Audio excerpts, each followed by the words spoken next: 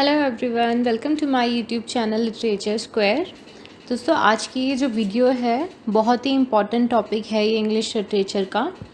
तो ये वीडियो आप ध्यान से सुनिएगा एंड तक, आपको बहुत यूज़फुल रहेगी। और आज की हमारी इस वीडियो का जो टॉपिक है वो टॉपिक है फेमिनिज़म। तो आज हम पढ़ेंगे फेमिनिज़म के बारे में। तो फेमिनिज़म का जो हिंदी अनुवाद है वो कहते हैं हम उसे नारीवाद। तो आज की इस वीडियो में हम फेमिनिज़म के बारे में पढ़ेंगे। पर वीडियो स्टार्ट करने से पहले I would like to request कि अगर आप इस चैनल पे न्यू हैं या आपने ये चैनल अभी तक सब्सक्राइब नहीं किया है तो प्लीज़ इस चैनल को सब्सक्राइब कीजिएगा ताकि आपको ये वीडियोस के रेगुलर अपडेट्स मिलते रहें, और वीडियो को लाइक और शेयर ज़रूर कीजिएगा। तो सबसे पहले हम ये देखेंगे कि फेमिनिज़म आखिर है क्या, किस चीज़ को हम कहते हैं फेमिनिज़म। तो दोस्तों, फेमिनिज़म जो है, feminism is a belief that women should be allowed the same rights, power and opportunities as men and be treated in the same way।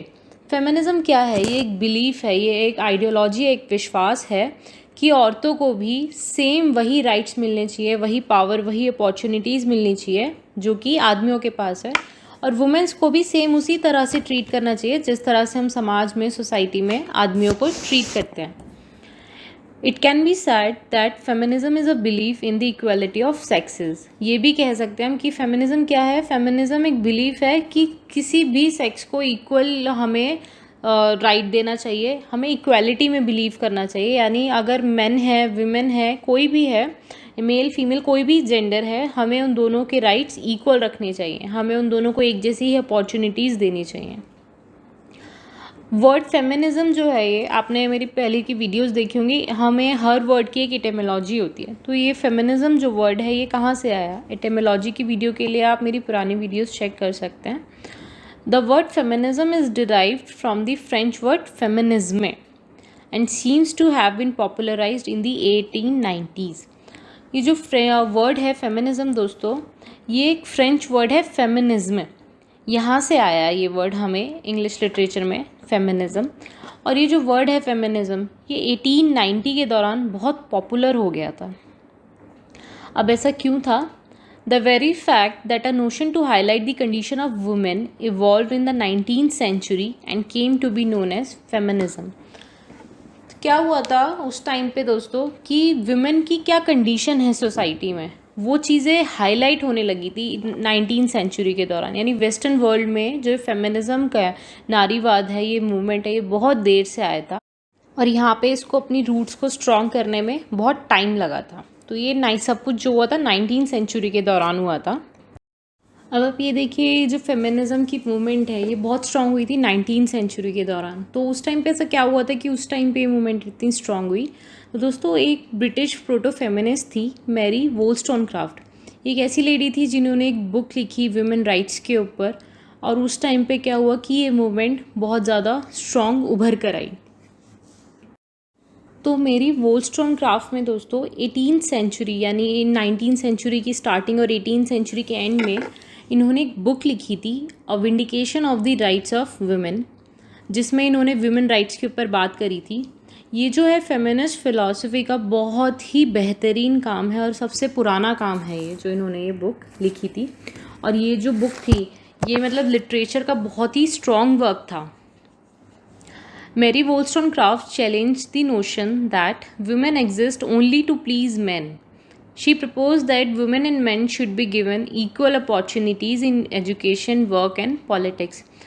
Mary Wollstonecraft ने जो बुक लिखी थी वो इसलिए लिखी थी क्योंकि किसी ने ये कहा था कि वुमेन जो है सिर्फ मेन को प्लीज़ करने के लिए एग्जिस्ट करती हैं, इसके अलावा उनका कोई रोल नहीं है। तो मैरी वोllstonecraft ने इस नोशन को चैलेंज करने के लिए बुक लिखी थी कि औरतें सिर्फ आदमियों को प्लीज़ करने के लिए नहीं हैं, वुमेन और मेन को इक्वल अपॉर्चुनिटीज़ मिलनी चाहिए, इक्वल राइट्स मिलने चाहिए, पढ़ाई में, काम में, पॉलिटिक्स में, हर एक फील्ड में उन्हें इक्वल। अगर तुम इक्वालिटी नहीं दोगे तो फिर वो ऐसे ही रहेंगी। और अगर वुमेन सिली हैं, यानी क्योंकि वो लोग कहते थे कि वुमेन कुछ नहीं कर सकती, सिली हैं, औरतें करेंगी क्या, तो मैरी वोllstonecraft ने कहा कि अगर वो ऐसी हैं तो इसलिए क्योंकि तुमने इससे ज़्यादा कभी उन्हें कुछ करने दिया ही नहीं। क्योंकि क्या होता था दोस्तों, वेस्टर्न हिस्ट्री में ऑलमोस्ट औरतें जो थी अपने घरेलू कामकाज में ही उन्हें बांध के रखा जाता था, जबकि पब्लिक लाइफ जो थी वो सिर्फ आदमियों के लिए रिजर्व थी।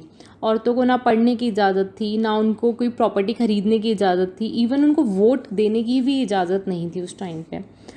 और ज़्यादा से ज़्यादा क्या था, उनको एजुकेशन मिलती भी थी तो बहुत थोड़ी सी, कुछ को, जो बहुत अमीर लोग होते थे, अमीर घर की बेटियां होती थी सिर्फ उन्हें, वो भी थोड़ी बहुत, वो भी सिर्फ होम एजुकेशन, जो ये हम करते हैं ना होम साइंस वाली एजुकेशन, बाकी को तो एजुकेशन मिलती ही नहीं थी। और कितने सारे प्रोफेशन से इन्हें बार कर दिया गया था औरतों को कि ये प्रोफेशंस तो लड़कियों के लिए है ही नहीं। So quite simply feminism is about all genders having equal rights and opportunity. Feminism क्या है कि हर एक जेंडर को इक्वल राइट और अपॉर्चुनिटी मिले।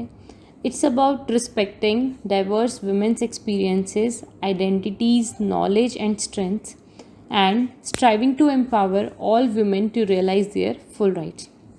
फेमिनिज़म क्या है कि हम हर एक औरत के एक्सपीरियंस को रिस्पेक्ट करें, उसकी आइडेंटिटी, उसकी नॉलेज, उसकी स्ट्रेंथ, उन सबको हम रिस्पेक्ट करें और हम उनको उनके पूरे अधिकार दें ताकि उनको भी ये रियलाइज़ हो कि उनके पास भी कुछ पावर है। दोस्तों, ग्लोबल हिस्ट्री में फेमिनिज़म एक सबसे पुरानी मूवमेंट है और इस मूवमेंट को इन्होंने क्या करा था, क्योंकि 19th सेंचुरी से चली आ रही है तो बहुत अलग अलग चीज़ हुई थी, ये 4 वेव्स में डिवाइड हुई है मूवमेंट। तो इसकी जो सबसे पहली वेव है वो शुरू हुई थी लेट 19th सेंचुरी में, जब औरतों ने एक बार, मतलब इन्होंने क्या करा था, ये एक जगह मिली कुछ औरतें, इन्होंने 12 रेजोल्यूशंस जो थे, 12 चीज़ें सोची कि हम ये गवर्नमेंट से मांगेंगे। उसमें से एक था राइट टू वोट। बहुत सालों तक ये लड़ाई चलती रही, फेमिनिस्ट एक्टिविज्म चलता रहा। फाइनली गवर्नमेंट ने जाके इतने टाइम बाद 19th अमेंडमेंट एक्ट पास किया 1920 में, जिसमें औरतों को राइट टू वोट मिला। तो बेसिकली फर्स्ट वेव जो थी फेमिनिज्म की, उसमें लेडीज़ को राइट टू वोट का अधिकार मिला। The second wave started in 1960s and challenged what women's role in society should be. Demands of legal and social equality were there. Second wave जो थी 1960 में स्टार्ट हुई थी और उसमें ये था कि सोसाइटी में आखिर औरतों का रोल क्या होगा, क्या होना चाहिए। तो उसमें उनकी कुछ डिमांड्स में लीगल और सोशल इक्वालिटी की डिमांड्स भी थी कि उन्हें लीगली और सोशली पूरे पूरे अधिकार दिए जाएं जो कि आदमियों के पास है। The third wave began in mid-90s। Women enjoyed more rights and power. अब थर्ड वेव जो थी mid-90s में स्टार्ट हुई। अब फर्स्ट और सेकेंड वेव में औरतों को कुछ पावर तो मिली गई थी, तो काफ़ी खुश थी। They were able to think about other aspects of their identity, welcoming individuality and rebellion. अब वो अपनी आइडेंटिटी के बारे में हटकर भी सोच सकती थी, क्योंकि पहले तो उन्हें घर के काम काज भी ये बच्चों में इन सब में झोंक दिया जाता था, लेकिन फिर अब जब उनको कुछ राइट्स मिले तो वो अपने बारे में भी सोच सकती थी, अपनी इंडिविजुअलिटी के बारे में सोच सकती थी। This wave greatly focused on reproductive rights for women. जो थर्ड वेव थी उसने सबसे ज़्यादा फोकस किया वुमेन्स के रिप्रोडक्टिव राइट्स पे, यानी feminist advocated for a women's right to make her own choice about her body and stated that it was a basic right to have access to birth control and abortion. Feminist ने ये कहा कि ये तो एक औरत का अधिकार है भाई, कि वो अपनी बॉडी के बारे में अपनी चॉइस से चीज़ें कर सकती है। उसका खुद का शरीर है, वो जैसे मर्जी चाहे कपड़े पहने, उसको जैसा चाहिए वो वैसा करेगी अपनी बॉडी के साथ। और ये एक बहुत बेसिक राइट है कि वो बर्थ कंट्रोल पे एक्सेस हो उसको, कि उसको बच्चा चाहिए नहीं चाहिए, उसको अबॉर्शन कराना है या नहीं कराना है। तो थर्ड वेव सबसे मेजरली जो फोकस किया था थर्ड वेव ने, वो किया था वुमेन्स के रिप्रोडक्टिव राइट्स पे। Now finally the fourth wave start हुई दोस्तों 2012 के अराउंड। अब जनरली जो हिस्ट्री में है वो 3 ही वेव्स हैं जो मेजर कहलाई जाती है। अब आपको याद होगा कुछ टाइम पहले एक मी टू मूवमेंट स्टार्ट हुआ था, तो वो भी एक फेमिनिस्ट मूवमेंट ही था, तो वो फोर्थ वेव मानी जाती है।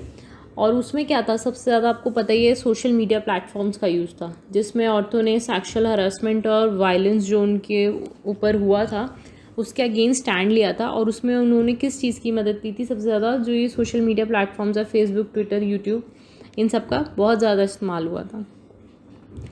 तो ये था दोस्तों फेमिनिज्म के बारे में, उसकी वेव्स के बारे में।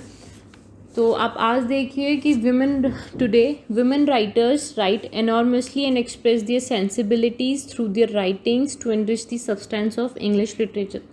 अब आज के टाइम में औरतें जो हैं बहुत अच्छे से अपने मन से, अपनी सेंसिबिलिटी से इतनी अच्छी अच्छी किताबें लिख रही हैं जिससे कि इंग्लिश लिटरेचर जो हमारी एनरिच हो रही है। इंग्लिश लिटरेचर को इतनी सारी चीज़ें, मतलब इतनी सारी स्टोरीज़, इतनी सारी राइटिंग्स वुमेन राइटर्स ने दी हैं। Feminism has empowered the confidence of women and provided the individuality identification in the patriarchal society. Feminism ने औरतों के कॉन्फिडेंस को बढ़ाया है और उनको एक इंडिविजुअल आइडेंटिफिकेशन दिया, उनकी खुद की पहचान दी। नहीं तो पहले कहाँ खुद की उनकी कोई पहचान थी, उनकी कोई पहचान नहीं थी, उनको सिर्फ उनकी फैमिली के, उनके पति के, उनके पापा के नाम से जाना जाता था। लेकिन आज उनकी अपनी खुद की पहचान है क्योंकि वो सोसाइटी में अपने लिए कुछ कर सकती हैं। इस पैट्रियार्चिकल सोसाइटी में अपने लिए वो कुछ स्टैंड ले पा रही हैं। तो ये फेमिनिज्म, क्योंकि अगर दोस्तों आप ये देखिए फेमिनिज्म मूवमेंट स्टार्ट नहीं हुआ होता, औरतों को उनके राइट्स नहीं मिले होते, तो आज भी सोसाइटी वही होती जहाँ पे औरतों के पास कोई राइट नहीं था। वो सिर्फ अपने घर और बच्चों में और अपने पति में, इसी में ही अपनी ज़िंदगी ख़त्म कर देती। लेकिन आज क्योंकि ये फेमिनिस्ट मूवमेंट स्टार्ट हुई, फेमिनिज्म आया, तो हम अपने हिसाब से, अपनी मर्ज़ी से भी कुछ चीज़ें कर पाते हैं। हम अपनी मर्ज़ी से, हमारे पास कुछ अधिकार हैं बोलने के, बात करने के, कहीं आने के। तो ये सारी चीज़ें हमारे लिए बहुत ज़रूरी थी। सो आई होप आपको ये वीडियो समझ में आई होगी। इन केस आपको कोई भी डाउट रहता है तो प्लीज़ आप उसको कमेंट में मेंशन कर सकते हैं, और किसी स्पेसिफिक टॉपिक पे आपको कोई वीडियो चाहिए वो भी आप कमेंट में मेंशन करके बता सकते हैं। चैनल को सब्सक्राइब और वीडियो को लाइक एंड शेयर करना मत भूलिएगा। Thank you so much.